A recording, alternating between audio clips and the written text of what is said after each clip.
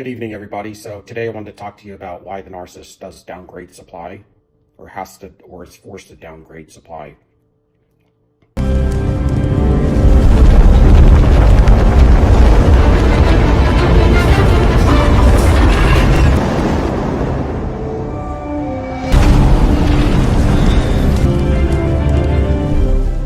Well, we know that you were the primary, and if you were the chosen one that woke up with them to narcissism, what narcissism was, you were chosen to break the generational curse, then you're kind of special.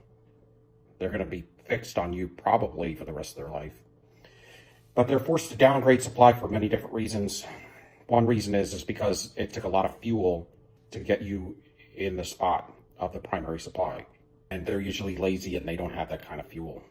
So they are actually willing to sacrifice to get a primary supply and work real hard at their lying and manipulating to get a primary source, because they're infatuated with you and they know that if they can secure the primary source, they feel like they'll have you for life. And sometimes they do, but there's a certain group of people that do wake up. Those are the ones that are chosen to break the curse, and that would probably be you. But we all know that primary supply sources don't come along very often, if at all, for the rest of their life, not to the level that you were if you gave them everything. Now I'm talking everything. Like you almost lost yourself. You almost lost everything you owned. But by the grace of God, you didn't. And you're here today. And you're starting to understand this construct. Most of you probably know it already, of how they operate, how they act, who they are, and how evil they can be. But what it all comes down to is they gave up on love. And when you give up on love, you just turn evil. I mean, God is known as being love. It's not by coincidence that this individual gave up on love. They cannot feel empathy, and they just happen to be as evil as they are. I mean, they're the epitome of evil. You got to question what's going on. But regardless, my point is they can't do anything good. They don't have any good in them. They don't seem to even want to make a change, and that would be good if they wanted to make a true change, but they don't. Why I'm saying all this is because it puts them on this vibrational level. So they may get some kind of, what some people can consider blessings. Maybe they have some sort of charisma. Maybe they have some kind of looks to them. Maybe they have beauty. Maybe they have control, and they have a team of people around them. But that's not a blessing. That's the curse in disguise. If not the curse out front, they're never going to be in a relationship that's ever going to be happy. They're never going to be truly happy. They're never going to understand love. And that's what makes them frustrated a lot. What makes them frustrated a lot is that they don't feel the love that we feel. See, you look at them as having charisma and charm or something like that, but that's just for a takedown. It's all fake. And it's really not even coming from them. It's coming from the construct. It's really the curse on their life. So a lot of times they're wearing your fuel too. So you really don't know how good you look. They can only see themselves as far as like how they're doing and what they're doing and if they're doing it well. If they get outside validation through people's reactions, and you are able to regulate yourself. See, they have you regulating them, and it's not your job to regulate somebody else's emotions, especially when they're evil and manipulative, cheating and lying and stealing and trying to destroy you. But in the very beginning, they do. They're infatuated with you, and that's why they want to nail you down. They're very much so into you, but they won't tell you that. And if they do, they may tell you in the very beginning. But a lot of times that's part of the construct, but some of that's true. And they kind of fall for the trap as well when they're getting into the love bomb phase with you. They know that they're lying and cheating and stealing to you, but they also enjoy the moment. I'll say that. They enjoy those moments with you to some degree in the very beginning. But very quickly it turns sour. And they're still manipulating even in the enjoyment that they're having with you, because they really, truly want to find love. That's really what it is. And they gave it up. And so that's where their curse lies. They gave up on love, and if you can't feel love, there's no way to God. That's for starters. And so they come to you because you're heavy in love, and you are able to emotionally regulate them. You do have the ability to do that for a time, but not forever. That's why they run cycles, because nobody can. Because what is inside them and what is in control of them is insatiable, and it's sadistic. And in the very beginning, They know what they're doing, but they do enjoy the moment with you because they really want love. But it's still the fantasy because they know it's fake, and you don't know it's fake yet.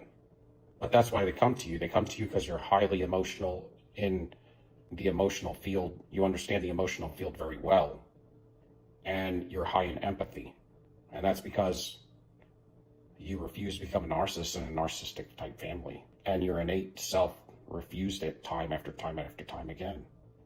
And so you become a scapegoat, the one that absorbs all the emotions of everybody else. So when you wake up to narcissism, you have to put that stuff under your control better. That's why you don't react, you just respond. You gray rock, and when outside of the narcissist, you do the same. And you stay close to your frame. You keep your fuel right here. And a lot of times, you'll probably want to show your emotions only behind closed doors. In a good way. I mean, you're not like the narcissist, so. But people abuse, and what you thought regular life was, it isn't. Apparently it's not. And to some degree, that's kind of a shame. But we were walking around in our innateness. Yes, we were groomed to act and operate a certain way, and we weren't given much direction, probably as children, because our parents were emotionally checked out, too concerned with what they're doing, what deficits they have, and how to fill them, than giving us any kind of validation. But when you wake up to this, it shakes you into a correctness that in the end you will probably want to find the narcissist and thank them because they woke you up to a huge blessing. And I know you may not think so right now, but being years out from it, I can tell you, and there's others that can tell you that it's true.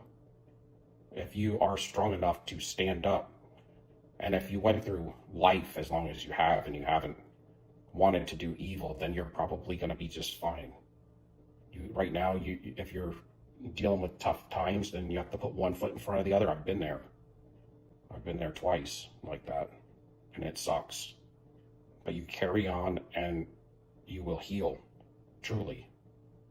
And you will start to walk in your blessing. Because really, even though you were a good individual, you were misled. And people die every day for lack of knowledge and never reach their pinnacle of what God has positioned you to do. But that's not you, because you're awoke. And this was a huge burden upon your life. This was holding you back. But God blesses people for having good hearts and wanting to do right. And that's why he chose you. With the narcissist, I'm saying all this because with the narcissist, they're on such a low vibration. They can't get good individuals, not high-value targets. And the primary source in their harem is the only one that's a high-value target. Generally speaking, they don't get that. What's in their harem garage besides you were the best-looking car in their harem garage left. And you got the keys to prove it. What's in their garage is a bunch of cheap, broke-down old cars that need their oil changed. They're not smelling too good. The paint job's not looking so hot, and half of them are rusting out. And that's because they're on the same vibration level as the narcissist. And see, these are things that the narcissist will not tell you. They keep their harem hidden. But at the end of the day, they just need a body. And when they get you, it's because you were probably on a low vibration as well. At that particular time, we all can have dips in life, especially when you're unawoke, because you can have people yanking you around and you're just trying to help. And help sometimes, not always, but sometimes when it's unregulated can get you hurt. And so you got to be vigilant. You can't be simple. You got to be prudent, and you don't want to be pompous. I mean, that's just how it is. So that's why you're leveling up. They're on a vibration level right here, okay? It's like the third dimension right here. But this is probably where you were. I went through a divorce and a death and a couple other things during the time that I met the narcissist. So that stuff's true. I was on a low vibration. I was hurt. because of all this, it shook me awoke. And now you understand where you came from at some point, and it helps a lot. But they have to go with a downgrade supply, and that's because that's the level they're on, and that's the level that they get. It may sound odd to you, but the places they're going to frequent are going to be places of low level, low vibrational people that don't have empathy or very low on empathy.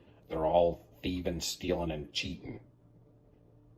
Half of them aren't groomed, they ain't smelling right, and they don't care about anybody but themselves, just like the narcissist. Typically, what kind you are is the kind you end up hanging out with. And that's why the narcissist does get excited when they get a high value empath that they can nail down as a primary source supply, because they will play off of your empathy. They will guilt you or put you in fear, or they will guilt you off your loyalty. Those are the three things that they really work on to devalue or to keep the empath down. And once you wake up, you got to get back up to your baseline wherever you were before you meet the narcissist, and then elevate higher, because now you're on a new level. You know how to emotionally control every situation. You know where you were being manipulated. You're able to go inside and go back to your childhood and to understand where you came from and where your wounds were, where you had holes and leak spots in your aura. If you control your fuel, then that's your energy. And your energy is what it takes to go out there and do your daily business, and to do extra, and to have joy and peace. It comes with all of this. It comes with your fuel. And that's why it's very valuable, and that's why everybody wants it. Well, you got to be careful, because people steal energy, they steal fuel, but they can't get somebody like you. That's the point. They're hanging out with low-level people, and if you're wondering, how can they get so many targets? Well, because they're low level. If you wanted to go out there and just get a date, you can get a date every night, but they're not going to be high value. That's why when they get you, it matters. You elevate them in every which way. And you're the only one. They don't have love, right? So they don't have the ability to get to God. They really don't. All they could do is go to the one downstairs. And that's what they end up doing, because that's all they got. Okay? And they don't like him because nobody likes him. But they can't get to God because they revoke themselves. They just don't want to change. And when you walk in that kind of folly and you don't want to change, then you're going to become the epitome of evil, and that's what happened. Anyway, they screw everything up anyway. They can't last with anybody anyway. They run in cycles because they destroy. That's all. They take and destroy. You shouldn't miss the narcissist. If you do, you know it's the trauma bond, so you got to work on that. But the downgrade supply is nothing like you, and they will never tell you that, because they cannot be vulnerable. That's another thing. If you can't be vulnerable with somebody, how are you going to get a high value target? Because everything starts in here first with a high value target. It should. You don't want to have like a good looking outside veneer with nothing inside it. And that's sometimes, a lot of times, what you find with the narcissist. They get outside supply, and they also make sure this looks good. I mean, there's all kind of different narcissists, but a lot of them, they may have a good looking outside veneer, but there's absolutely nothing in there, or in fact, it's evil. They get joy off of your pain. I mean, who wants that? I mean, what the hell is that, right? They're sadistic, pathological, and malignant, most of them. They are pathological liars and cheaters. You can never believe anything, because everything is a lie. Everything is fake. So all they can do is get somebody, sleep with them, to go on vacations where they're going to be miserable. They get somebody to drive around in a nice car and be miserable. They might get a date to get a nice meal and be miserable. But the whole time, they're probably using each other. How empty is that? And tell me, were you not empty in a hollow shell when you were with the narcissist? Isolated, anxious, in fear of what the hell they were going to do or when they were going to leave? After a while, man, they end up becoming completely worthless to you. You got to switch up your energy, but that's how it is. They don't have the fuel to get a high value target. They got you by mistake. Well, it was destiny, but in a sense it was mistake because they can't get another one like that. Then they're obsessed with you. So then they end up devaluing and smearing your name, but all you got to do to that is just sit back, because anybody that believes the lie, then you need to leave them alone too. They're kind of outing themselves as being narcissists or highly narcissistic. So you don't want to know them. You want to cut off everybody or anybody that knows the narcissist, because they're going to be loyal to the narcissist because they don't have good in them either. The downgrade supply, they're going to roll right through them, a lot of them. So you might as well just put your seatbelt on them and get you some popcorn or something, because it's never going to end with them. They just run through them quicker and quicker because they get more and more evil, and they're losing their looks. Especially if they're getting into their late 30s and 40s, you know, it ain't going to get better in the looks department, and that's usually all they have. A lot of times we give them too much credit because we think that they have charisma and charm and they could control you like they did. You came in innocent and telling the truth. They came in knowing they were going to manipulate you, and they've been doing it their whole life. That's cheap. That's cheating. They're cheating in the game. They can at least come to you and tell you what they're going to do so that you can put your guard up and see how you compete with them. To come at you like that. That's why they call them wolves in sheep's clothing. That's why I call them pieces of shit. Because that's what they are, but they truly choose to become that way. And that's pretty much what their harem ends up looking like them. Acting like them. They probably got bad breath. They be doing drugs and all kind of stuff. They live in a dungeon. So when they leave you, they got to go to a dungeon and dust off some dusty supply individual that's probably been isolating, waiting for them, you know, or just got done cheating on them. It ain't nothing special, man. But when they were with you, you actually made them feel like humanity. That's why they're so frustrated all the time and miserable, because they look at us and they get infatuated with us, and then because they can't become us, they got to destroy us. And they try to destroy us so they can become us. But if they can't lift their vibration up, because their vibration has to do with their spirit, and their spirit has to do with their ethics. See, it all runs together. You are the closest thing they can get to God. You are the best thing that ever walked into their life. And you were probably their only hope of them changing. But instead, they tried to destroy it. They tried to put you down. They smashed your face in the ground and laughed. And thank God he picked you up out the mud and elevated you. Because still I rise, y'all. Still I rise. And if you walk around with a spirit like that, you're going to start manifesting good things. Excellent things. When you get on a higher vibration, now you'll have a plane to where you can have people coming at you that are like you. You see? Whatever plane or vibration level you're on is what you're going to attract. And that's why you don't want to be with the narcissist, because they pull you down to their level by devaluing you, discarding you, taking you back, destroying you, manipulating you, cheating on you, doing sadistic acts, duping you, pulling everything good out of your life, leaving you with the empty bag. And then you'll wonder why you feel like you don't even know who you are anymore when they leave you for the last time. They're going to be stalking you. Listen, when you start to glow up, they're going to be stalking you. They're going to be trying to hoover you. When the narcissist with the new supply and you don't play into the triangulation, see, you understand the construct now. You know who they are, and you know how to operate around them, and you're a new you. And when you're a new you, they don't even know what to do. You can even tell them that you woke up to narcissism. They still won't even pay attention to that. It's like it just goes in one ear out the other. But they don't understand how bad they live on tracks. They almost don't even know that they're being manipulated by evil spirits. I mean, that's how bad it is. They're backwards from humanity, and they'll never be happy. It doesn't matter what source of supply they're with. But first, they devalue you.